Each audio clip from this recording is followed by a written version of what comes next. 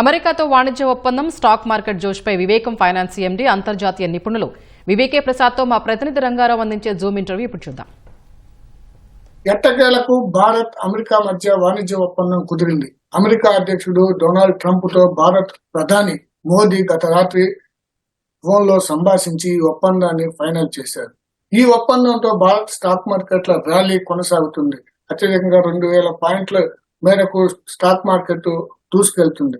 ఈ మొత్తం పరిణామాలు భారత్ అమెరికా మధ్య కుదిరినటువంటి ఒప్పందం, స్టాక్ మార్కెట్ గమనం వంటి అంశాలపై వివేకం ఫైనాన్స్ సిఎండి వివికే ప్రసాద్ గారు మనతో ఉన్నారు. వారిని అడిగిన మరిన్ని వివరాలు తెలుసుకున్నాం. సార్ నమస్తే అండి. సార్, భారత్ అమెరికా మధ్య కుదిరినటువంటి ఈ తాజా ఒప్పందం ని మీరు ఎలా చూస్తారు? దీని ప్రభావం ఎలా ఉంటుంది? మొట్టమొదటి ఈ కుదిరిన ఒప్పందం ఇద్దరికీ ఎంతో అవసరమైనటువంటిది, ఆమోదయోగ్యమైనటువంటిది, అన్నిటికన్నా ఆచరణీయమైనటువంటిది. ఎందువల్లంటే ఒకవేళ మనం మాట వింటాం కదా అని చంద్రుడి మీద రాళ్లు తీసుకొచ్చి మాకు ఇవ్వని ట్రంప్ అడిగితే మనం ఇవ్వటానికి ఒప్పుకోగలమా? ఒప్పుకున్నా మనం చేయగలమా? చేయలేం. కాబట్టి ఆయన అడిగిన కోరికలు, గొంతెమ్మ కోరికలు ఎన్నో కోరితే అందులో మన యొక్క భారత ప్రభుత్వం చాలా ఏమాత్రం అదురు బెదురు లేకుండా నిన్న ఎదురుటి నిలబడటమే కాకుండా మనకి కావాల్సినటువంటి కోరికలు ఏమిటి, మనకున్న పరిమితులు ఏమిటి, ఎంతవరకు మీ మాట మేము వినగలము, ఆచరించగలమని స్పష్టంగా చెప్తూనే అదే ఒక లోపాయకారిగా మీకు మాతో కలిస్తే మీకు వచ్చే లాభాలు ఏంటో కూడా చెప్పండి అని టిపికల్ గా చెప్పాలంటే ఒక గుజరాతీ స్టైల్లో బ్రహ్మాండంగా ఎక్స్ప్లెయిన్ చేయడంతో వాళ్ళకి తప్పనిసరి పరిస్థితుల్లో ఒప్పుకున్నట్టుగానే కనపడుతుంది. కాబట్టి ఇది ఒకళ్ళ ఓటమి, ఒకడి యొక్క గెలుపు అనుకోవడానికి అవకాశం లేదు. కాకపోతే మొండివాడు, మూర్ఖుడు గనక ఒక రాజకీయ నాయకుడిగా ఉంటే అమెరికాలో అతన్ని తృప్తిపరచడానికి మనం ఒక మెట్టు దిగితే నష్టం ఏమీ లేదు అని మన ప్రధాని దేశహితం కోరి చేస్తున్నటువంటి చర్యని ఎవరైనా తప్పుబట్టి మీరెందుకు ఫోన్ చేశారో లాంటి ప్రశ్నలు వేస్తే అది అసంబద్ధంగా ఉంటుంది. అందువల్ల ఈ రోజున భారత హితం కోరి చేసినటువంటి చర్యగా చెప్పాలి. లేకపోతే ఇందులో వచ్చే లాభాలు నష్టాలు అనేది క్వాంటిఫై చేయడం అనేది చేయడానికి కష్టమైనా కానీ ఇక్కడ గమనించవలసింది ఏంటంటే ఎప్పుడైనా కనుక భారతదేశానికి అమెరికా మధ్య ట్రేడ్ డీల్ దెబ్బతింటే అంతకుముందు అనేక వేదికల్లో అనేక మంది వక్తలు చెప్తూ వచ్చింది ఏంటంటే వీళ్ళిద్దరి మధ్యన ట్రేడ్ పరిమాణం చాలా చిన్నది, అందువల్ల దాని మూలంగా ఇండియా ఎందుకు దెబ్బతింటుంది అన్నారు. అది నిజం కాదా అంటే నిజం కాదు నిజమే. కానీ అందులో చూడవలసింది ఏంటంటే మొత్తం జీడిపిలో 0.1%, 0.2% కన్నా 0.5% కన్నా ఎక్కువ ఉండదు కదా అన్నారు.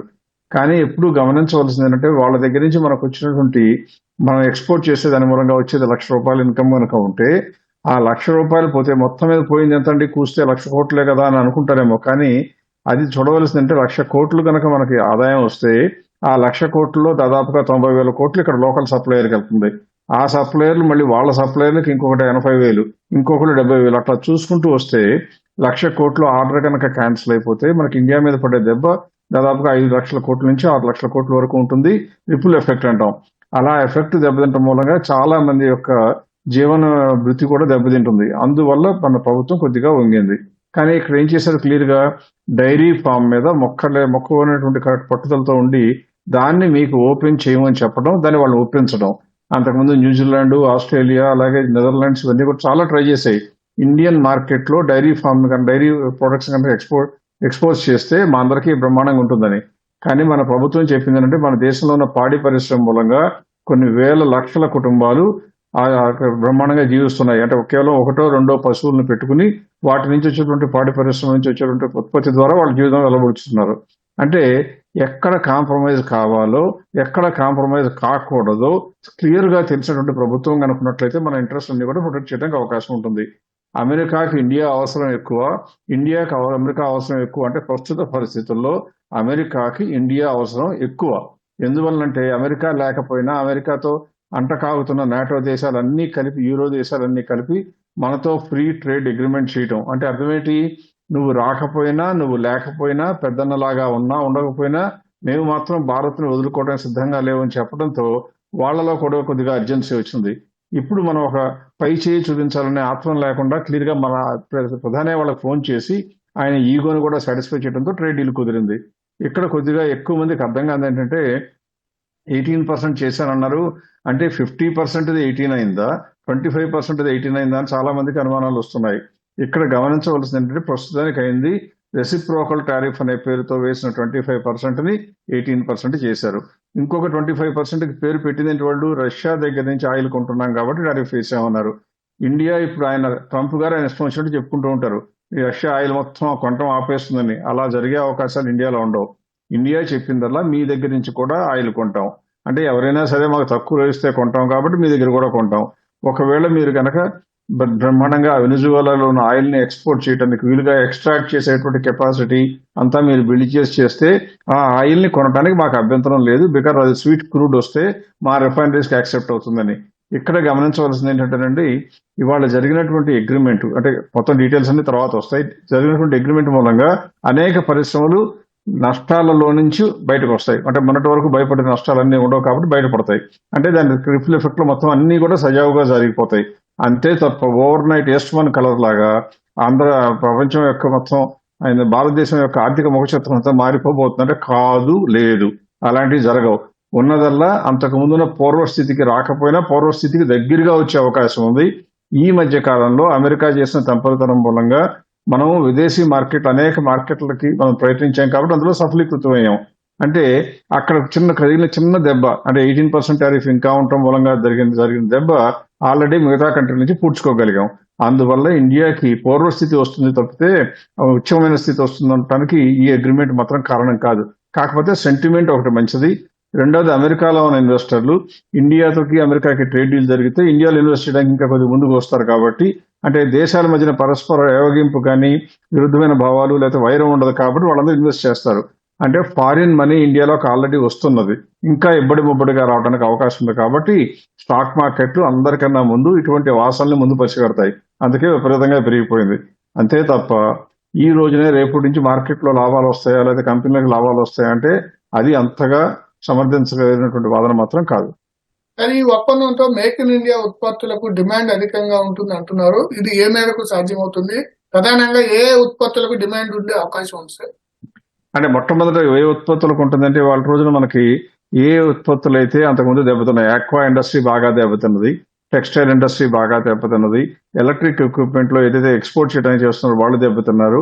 వీళ్ళందరికీ కూడా ఓవర్ నైట్ గా బ్రహ్మాండమైన లాభాలు. అందుకే ఆక్వా ఇండస్ట్రీస్ లో కానివ్వండి ఇవన్నీ కూడా ఇవాళ కొన్ని కంపెనీలు 20% అప్పర్ సీలింగ్ లో కూడా పడిపోయాయి. అది సమర్థనీయమా అంటే కాదా పక్కన పెడదాం, కానీ దీని మూలంగా జరిగింది పూర్వస్థితి రావటమే. అంటే అంతకు ముందున్న స్థితి రావడానికి మాత్రం అవకాశాలు ఎక్కువ ఉంటాయి. కానీ ఈ మధ్య కాలంలో దాదాపుగా 6 నెలలు 7 నెలల కాలం పాటు మనం కోల్పోయిన లాభాలు అవి తిరిగి వస్తాయంటే రావు. ఆ కోల్పోయిన లాభాలకు సంబంధించిన పీరియడ్ కి ఇంకా కాంపెన్సేషన్ ఉండదు. కానీ ఎక్కడి నుంచి మాత్రం పూర్వస్థితి వస్తుంది కాబట్టి కొద్దిగా పుంజుకుంటారు. కొన్ని కంపెనీలు ప్రొడక్షన్ చేసి ఎక్స్పోర్ట్ చేయలేక స్టాక్ లో పెట్టుకుంటే ఇప్పుడు ఓవర్ నైట్ గా బ్రహ్మాండంగా ఎంజాయ్ చేస్తూ వాళ్ళు స్టాక్ ని మూవ్ చేయగలుగుతారు. అందువల్ల ఎవరికి లాభం అంటే టెక్స్టైల్ ఖచ్చితంగా లాభం, ఆక్వా ఇండస్ట్రీకి లాభం, ఇంజనీరింగ్ గూడ్స్ కి లాభం. అలాగే స్టీల్ ఇండస్ట్రీలో కూడా మనం ఎక్స్పోర్ట్ చేయాలి అంటే టారిఫ్ వేయడంతో మనం వాళ్ళు ఎక్స్పోర్ట్ చేయలేక ఇబ్బంది పడుతున్నారు. చైనా లాంటి కంట్రీలు వాళ్ళ మీద ట్యాక్స్ ఎక్కువ పడటంతో వాళ్ళు వాళ్ళ ఉత్పత్తుల్ని సౌత్ కొరియా, చైనా ఇవన్నీ కూడా మన దేశంలో డంప్ చేద్దామని ట్రై చేశారు.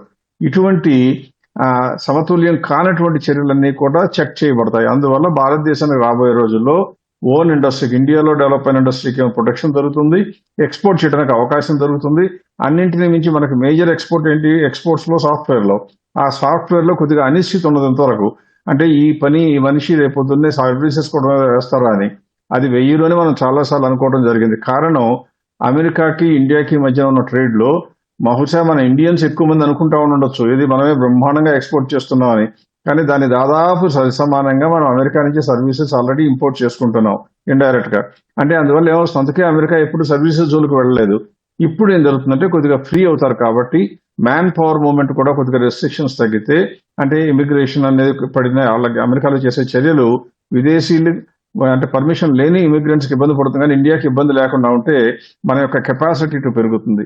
మూడవ కారణం, మనకి ఇండియాలో ప్రధానమంత్రి కానివ్వండి మన బడ్జెట్ లో ప్రజెంట్ చేసినటువంటి చర్యల వల్ల డేటా వేర్ హౌసింగ్ లా కానీ లేదా డేటా బేస్ ఇక్కడ చూస్తున్నటువంటి డేటా సెంటర్స్ డెవలప్ చేయమని 21 సంవత్సరాల పాటు ట్యాక్స్ ఎగ్జంప్షన్ ఇవ్వడం జరిగింది. దానిలో ఎవరు పెడతారు అంటే ఎవరు పెట్టడానికి ఒప్పుకున్నారు. ఇప్పుడు ఆల్రెడీ ఎన్ని ఆంక్షలున్నా, ఎంత పరస్పర విరుద్ధ భావాలు ఉన్నా కూడా మైక్రోసాఫ్ట్, మెటా, గూగుల్ 3 కూడా ఆల్రెడీ ఇండియాలో పెడతామని కమిట్ అయిపోయినాయి. ఇప్పుడు దాని తోడు ఎన్విడియా లాంటి కంపెనీలు, ఇంకా మిగతా కంపెనీలు కూడా ఇండియా వచ్చే ఛాన్స్ ఉంది. అలా సెమీ కండక్టర్ ఇండస్ట్రీ కనుక ఇండియాలో పోతామో కనుక తీసుకున్నట్లయితే బ్రహ్మాండమైన ఎంప్లాయ్మెంట్ జనరేట్ అవుతుంది. ముందు బోలెడంత ఇన్వెస్ట్మెంట్ వస్తుంది, 21 సంవత్సరాలు ఇండియా నుంచి బయటకు వెళ్ళదు. కొన్ని లక్షల కోట్లు ఇండియాలోకి వచ్చి 21 సంవత్సరాల పాటు ఉన్నాయి అంటే రిపుల్ ఎఫెక్ట్, దాని మూలంగా వచ్చేటువంటి బ్రహ్మాండమైన ఎఫెక్ట్ జీడిపి 8% వెళ్ళినా కూడా ఏమాత్రం ఆశ్చర్యపోవక్కర్లా. అన్నింటినీ మించి చైనా +1 అనే చేసేటువంటి చర్యలు ఇప్పటి వరకు చెప్తున్నటువంటి అమెరికా మాటలకి బ్రహ్మాండమైన బలం ఇది. అంటే రేపటి నుంచి సప్లై చైన్స్ ఇండియా నుంచి తీసుకోవడానికి వాళ్ళు ఏమాత్రం మొహమాట పడకుండా తీసుకుంటారు. ఇలా ఒకటి కాదండి, లాభాలు చాలా ఎక్కువ ఉన్నాయి. అయితే క్వాంటిఫై చేయడానికి ఇప్పుడే ఇమ్మీడియట్ గా ఇంటూ 2 పెట్టి మల్టిప్లై చేసేట్టుగా పెరిగిపోతుందంటే అది ఉండదు అని గమనించాలి. ఖచ్చితంగా నింపాదిగా ఆలోచించుకుంటే బోలెడన్ని అవకాశాలు ఇప్పుడు వరకు డోర్లు మూసుకుపోయినటువంటి అవకాశాలు ఓపెన్ అవుతాయి. అందువల్ల ఇన్వెస్టర్లకు మాత్రం రాబోయే రోజుల్లో ఫలితాలు బాగా ఉంటాయి, ప్రొవైడెడ్ కొద్దిగా జాగ్రత్త పడి ఎనాలిసిస్ చేసి కొనుక్కుంటే. అంతేగాని అందరూ కొంటున్నారు కదా ఏదో ఒక షేర్లు కొనుక్కుంటే మళ్ళీ చేతులు కావడం కూడా ఖాయం. వాణిజ్య ఒప్పందానికి ముందు ట్రంప్ అక్కడ ఉన్నటువంటి యాపిల్, అదేవిధంగా టెస్లా వంటి కంపెనీలను బెదిరించారు. భారత్ లో మీరు పరిశ్రమలు పెట్టకండి, పెట్టుబడులు పెట్టకండి అని. ఇప్పుడు ఆ పరిస్థితి ఉత్పన్నం అవుతుందా? వాళ్ళంతా ఇక్కడ పెట్టుబడులు పెట్టేందుకు ముందుకు వచ్చే అవకాశం ఉందా సార్? ఖచ్చితంగా ఉందండి. అప్పుడు ఒకవేళ ఆయన పెట్టొద్దు అమెరికాలో ఇండియాలో పెట్టొద్దు, యాపిల్ వాళ్ళని మీరు చేయొద్దు అంటే కూడా ఎవరన్నా ఆగారా? ఆయన చెప్పిన తర్వాతే సుందర్ పిచాయ్ వచ్చారు. కానీ సుందర్ పిచాయ్ ఇండియన్ కాబట్టి వచ్చారు అనుకుందాం. మైక్రోసాఫ్ట్ నాదెడ్లో వచ్చారు, ఆయన better. Bill Gates owner, Microsoft నాదెడ్లో ఓనర్ కాదు. అలాగే సుందర్ పిచాయ్ కూడా ఓన్లీ ప్రొఫెషనల్ మేనేజర్. అలాగే మిగతా వాళ్ళందరూ కూడా వచ్చారు. కాబట్టి టెస్లా కూడా ఇక్కడ పెట్టక తప్పదు. ఎవరు ఒకటి కాదండి, అమెరికా తర్వాత టెక్నాలజీగా దిగ్గజ సంస్థలు, నమ్మదగిన man power, English speaking people, అన్నింటిని మించి లాజికల్ బ్రెయిన్స్ బాగా ఉన్న వాళ్ళు ఎవరంటే ప్రపంచం మొత్తం మీద ఏషియన్స్ ఎక్కువ ఉంటారు. ఏషియన్స్ లో కూడా ఇండియన్స్ ఇంకా బాగుంటారు.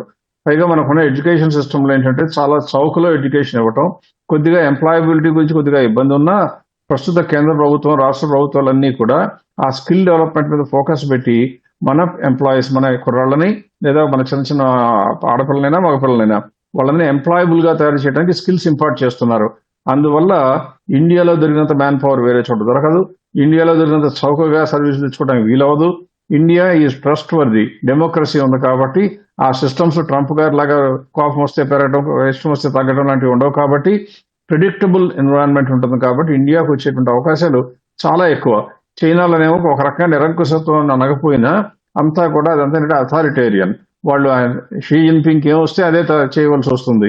పైగా ఫ్రీడమ్ ఎక్కువ ఉండదు. అంటే ఫ్రీడమ్ ఆఫ్ స్పీచ్ ఉండదు, ఫ్రీడమ్ ఆఫ్ బిజినెస్ ఉండదు, freedom of owning of real estate కూడా ఉండదు.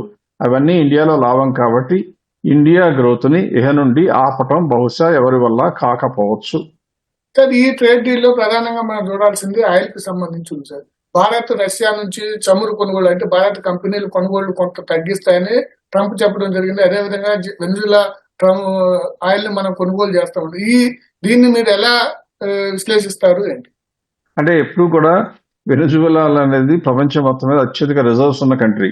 ఆ కంట్రీలో ఉన్నటువంటి ఆయిల్ ని కనుక మనం ఎక్స్పోర్ట్ చేసి ఎక్స్ట్రాక్ట్ చేయకపోతే, అమెరికా చేయకపోయినా ఎవరైనా చేయకపోతే ప్రపంచం మొత్తానికి కూడా సప్లైలో కొద్దిగా లోటుపాటు వస్తుంది. ఇప్పుడు వెనిజులా అధ్యక్షుడిని ఆల్రెడీ డీథ్రోన్ చేసేసారు. కాబట్టి ఆ కంట్రీలో కనుక ఎక్స్ట్రాక్ట్ చేద్దాము అనుకుంటే అమెరికాలో ఉన్న చమురు కంపెనీలే తొందరగా ముందుకు రావటం లేదు. 2 కారణాలు. ఒకటి, ఒకవేళ కర్మకాలి మళ్ళీ మడూరో గనక మళ్ళీ గనక ఆయన ప్రెసిడెంట్ గా అవ్వగలిగితే మళ్ళీ మా ఆస్తులన్నీ గతంలో 2 సార్లు లాక్కున్నారు, అట్లాగే 3వ సారి కూడా లాక్కుంటారని భయపడుతున్నారు. ఒకటి. రెండవది, ఆ దేశంలో దాగి ఉన్నటువంటి అంతర్యుద్ధం అవకాశాలు మాకు పెట్టుబడి పెట్టాలంటే కొద్దిగా వెన్నులో వణుకు వస్తుందని చెప్తున్నారు. అవి 2 తీర్చగలిగితే అప్పుడు అక్కడ ఎక్స్ట్రాక్ట్ చేయడం మొదలవుతుంది. కానీ ఎవరికైనా సరే ఎక్స్ట్రాక్ట్ చేయాలనే తలంపు ఎప్పుడు వస్తుందంటే దాన్ని మనం ఎక్స్పోర్ట్ చేసేయడానికి ముబ్బడిగా అవకాశాలు ఉంటేనే ఉంటుంది. అందులో అమెరికాకి విరుద్ధంగా ఉన్నటువంటి చైనాకి ఎక్స్పోర్ట్ చేయడానికి వాళ్ళు అంతగా ఇష్టపడకపోవచ్చు. కాబట్టి ఇండియాతో కనుక ఫ్రెండ్లీగా ఉంటే, ఇండియా చాలా హంగ్రీ ఆయిల్ కోసం, క్రూడ్ కోసం. కాబట్టి ఇండియా కొనుక్కుంటాను అంటే ఆ రష్యా ఇచ్చే డిస్కౌంట్ లో సగం ఇచ్చినా కూడా మన దేశానికి హితం. కాబట్టి మన ప్రభుత్వం ముందుకు వస్తుంది, రిఫైనరీస్ కూడా కొంటాయి. నేను ఇంతకు ముందు చెప్పినట్లుగా వెనిజులా ఆయిల్ కొనటం మూలంగా ఇండియాలో వచ్చే నష్టం లేదు. ఇండియాలో ఇప్పటి వరకు కొట్టినటువంటి అధికమైన లాభాలు ఉండకపోవచ్చు తప్పితే ఇంకేం ప్రమాదం లేదు. పైగా రష్యా గురించి ఎంత గొడవ చేస్తున్న అందరూ కూడా రేపొద్దున్నే రష్యా యుక్రెయిన్ వార్ గనక కొద్దిగా పాజ్ అయ్యో సెటిల్ అయిపోయింది అనుకోండి, అసలు రష్యా అనే మాటే మర్చిపోతాం మనం. అంటే అప్పుడు ఏమొస్తుంది, రష్యా అయినా వెనిజులా ఎవరైనా సరే రష్యా డిస్కౌంట్ ఇవ్వదు, వెనిజులా డిస్కౌంట్ ఇవ్వకపోవచ్చు. అంటే మార్కెట్లోనే కొంటాం. మనకి ఇండియాలో ఉన్నది కన్సంప్షన్ కి ఒక ఆస్పెక్ట్, రెండవది రిఫైనరీస్ ఎక్కువ. అంటే మనం ఏం చేస్తాం, అక్కడి నుంచి క్రూడ్ కొనుక్కుని బ్రహ్మాండంగా రిఫైన్ చేసి యూరోప్కి అమ్ముతున్నాం, నిజానికి యుక్రెయిన్కి అమ్ముతున్నాం, అమెరికాకి, అందరికీ అమ్ముతాం మనకు కావాలంటే. అంటే అర్థం ఏంటి? మనకు ఉండేది రిఫైనింగ్ మార్జిన్ మాత్రమే ఉంటుంది. అందువల్ల ఎక్కడి నుంచి కొంటున్నాం అనేది పెద్ద కారణం, పెద్ద ప్రతిబంధకం కావడానికి అవకాశం లేదు. అందువల్ల కొనుక్కోవటం మూలంగా వచ్చే నష్టం లేదు. రష్యా నుంచి తగ్గించుకుంటారని ఆయన ట్రంప్ గారు చెప్పిన మాటే, రష్యా నుంచి ఆపేస్తారని. అది భారత ప్రభుత్వం చెప్పలేదు.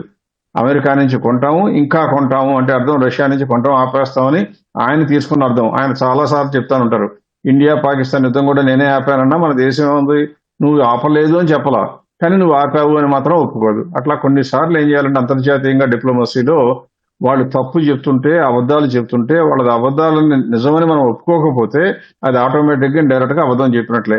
అది డిప్లొమాటిక్ గా చాలా పెద్ద రకంతో చేసే పనులు.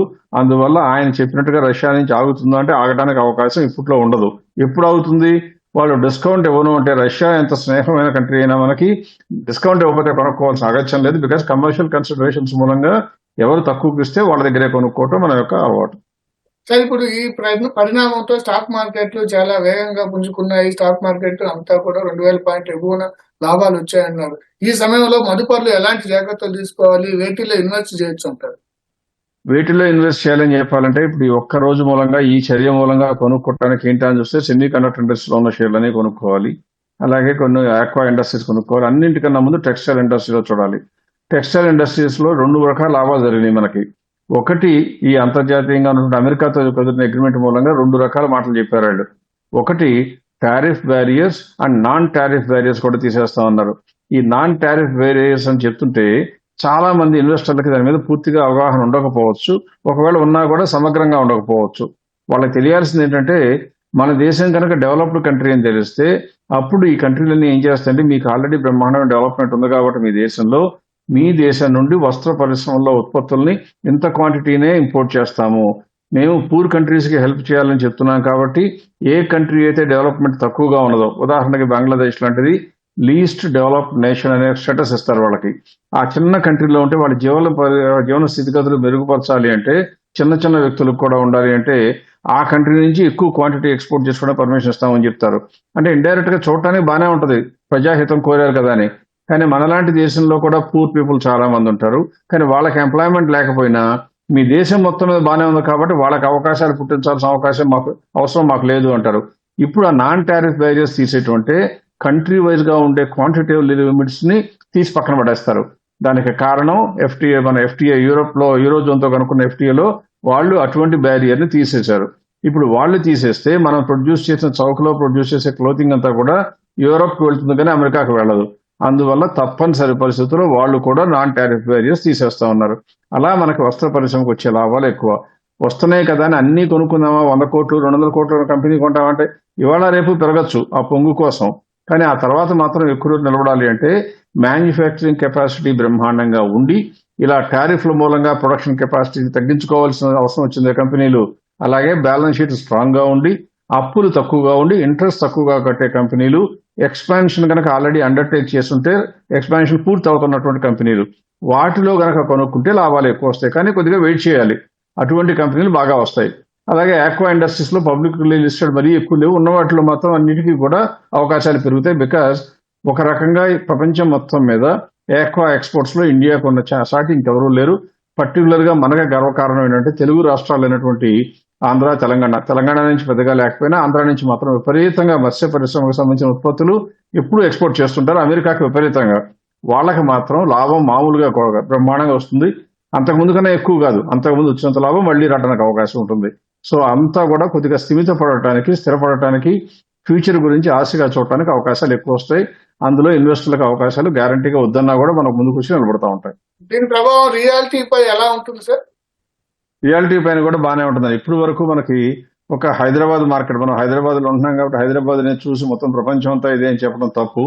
ప్రపంచవ్యాప్తంగా, దేశవ్యాప్తంగా చూస్తే అమెరికాలో హైదరాబాద్ లో వచ్చినంత మాంద్యం ఇంకా ఎక్కడ రాలేదు. అందువల్ల రియల్ ఎస్టేట్ పెద్దగా దెబ్బతిన్నదేం లేదు. ఇప్పుడు జరిగేది ఏంటంటే రియల్ ఎస్టేట్ కి బెంగళూరు కానివ్వండి, తెలంగాణ కానివ్వండి, దాదాపుగా 1st and 2 రేంజ్ లో ఉంటాయి. ఇప్పుడు కూడా బాంబే, ఢిల్లీ ఉన్నా ఇవన్నీ తక్కువే. ఇవాళ జరిగేది ఏంటి? ఈ రకమైన ట్రేడ్ రిలేషన్స్ కనుక స్టెబిలైజ్ అయిపోతే ఉద్యోగాలు పోయే అవకాశాలు తక్కువ. ఉద్యోగాలు పోయే అవకాశాలు తక్కువైతే స్థిరత్వం ఉంటుంది. స్థిరత్వం ఉంటే ఇన్స్టాల్మెంట్లు సరిగ్గా వస్తాయి. అంటే బ్యాంకింగ్, ఫైనాన్స్ కంపెనీలు ఎవరైతే హౌసింగ్ లోన్లు ఇస్తారో వాళ్ళు బ్రహ్మాండంగా ఇవ్వడానికి అవకాశం ఉంటుంది. అంటే ఇండైరెక్ట్ గా డిమాండ్ పెరుగుతుంది. డిమాండ్ పెరిగితే నిలదొక్కుంటారు. బిల్డర్స్ అందరూ నిలదొక్కుంటే కొద్దిగా గొప్ప అవకాశాలు ఎక్కువ వస్తాయి. కాబట్టి రియల్ ఎస్టేట్ కూడా మంచిదే. కాకపోతే రియల్ ఎస్టేట్ కి వచ్చే ఎఫెక్ట్ రిపుల్ ఎఫెక్ట్ అంటాం. ఒక మన చెరువులో రాయి గనక వేస్తే ముందు పెద్ద అల, తర్వాత చిన్న అల, తర్వాత చిన్న అల, చివరికి చిన్న అల ఉంటుంది. ఆ ఆఖరి రేంజ్ లో ఉంటారు రియల్ ఎస్టేట్. అంతేగాని మొదట్లో ఉండరు. మొదట్లో ఉండేవి ఆక్వా ఫార్మ్స్, లేకపోతే సెమీ కండక్టర్ ఇండస్ట్రీలు ఇటువంటివి ఉంటాయి. కానీ ఇవి మాత్రం కొద్దిగా దూరంగా ఉంటాయి అన్నమాట. బంగారం, వెండి వీటి ప్రభావం ఎలా ఉంటుంది? ఇవి ధరలు ఇంకా పెరుగుతాయా, తగ్గుతాయా సార్? ఇప్పుడు ఒకసారి మనకి ట్రేడ్ డీల్ అనౌన్స్ చేసాము అని చెప్పగానే ఆల్రెడీ అంతకుముందే ఎప్పుడు కూడా మార్కెట్లు మనకన్నా చాలా ఇంటెలిజెంట్ అండి. అంటే సాధారణ ఇన్వెస్టర్, తెలివైన వాడు అనుకునేటువంటి ఇన్వెస్టర్ల కన్నా కూడా సమగ్రంగా అందరూ కలిపి సమిష్టిగా చేసే డెసిషన్ మేకింగ్ చాలా బాగుంటాయి. ఇప్పుడు సిల్వర్ గోల్డ్ విపరీతంగా పడిపోవడానికి కారణం అమెరికా ఇండియా మధ్య కుదిరిన అగ్రిమెంట్ అని చెప్పలేం. కానీ ఇప్పుడు కూడా అతిగా పెరిగింది ఏది కూడా నిలబడనివ్వవు. మార్కెట్ ఆటోమేటిక్ గా న్యాచురల్ కరెక్షన్ జరుగుతుంది.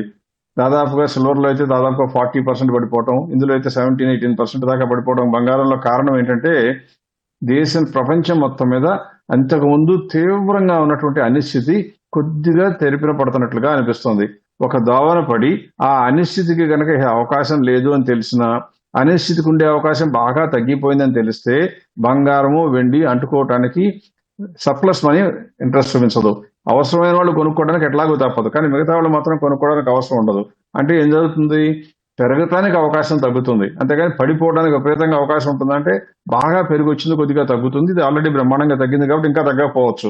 అన్నింటినీ మించి ఏదైతే దానికి మరణం ఉండదో, ఏదైతే దాని రూపము, రంగు కోల్పోదో అటువంటి ఆస్తులకి మనము ఒక రోజులో జరిగిన పరిణామం బట్టి ఎంతవరకు పెరగచ్చు, ఎంతవరకు తగ్గచ్చు అని చెప్పాలంటే కొద్దిగా కష్టమైన పని.